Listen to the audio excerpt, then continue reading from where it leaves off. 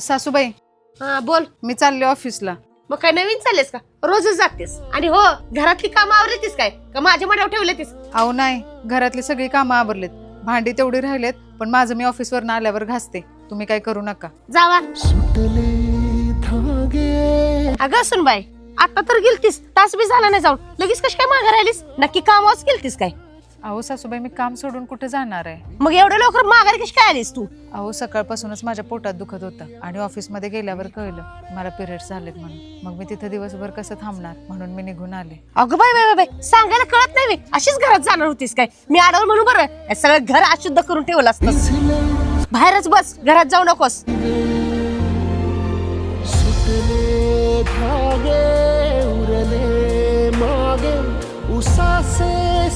ए, तुला काय पाहिजे असेल तर मला सांग. घरात येऊ नको आणि देव घरात तर पाय पण ठेवू नकोस. 4 दिवस तर पाळा. इथंच जेवायचं आणि इथंच झोपायचं. 4 दिवस आत पाय ठेवायचा नाही.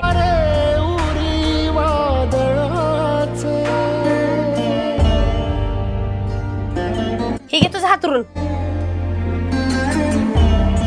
धरा गिळा. आई तर खायला नुसती कारणच पाहिजे. आणि ती ताट बाहेरच ठेव. आत बीत जाशील. मी चालल्या बाहेर. अरे देवा, पाणी तर घेतलंच नाही. सासूबाई पण बाहेर गेल्यात. जाऊ दे, मीच घेते. अगं अगं अगं, हे काय केलंस? अगं घरात कशाला गेलीस? तुला सांगितलं होतं ना घरात जाऊ नकोस म्हणून. सगळं घर इटाळाचं केलंस. अहो सासूबाई, ऐकून तरी घ्या. कसलं पाप आणि कसलं काय? तू मला शिकवायला जाऊ नकोस. ही पाप आता आम्ही कसं फिडू?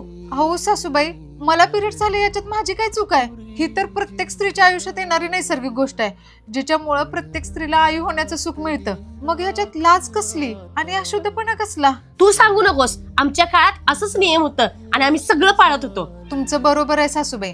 नियम असावेत, पण कुठल्याही स्त्रीला कमी लेखणारे नसावेत. आज मी तुमची सून आहे, पण विचार करा, उद्या तुमची मुलगी पण ह्या जर वेदनेत असेल तर तुम्ही पण तिच्याशी असंच वागाल का? आणि जरी दुसरं कोणी तिच्याशी असं वागलं तर तुम्हाला काय वाटेल?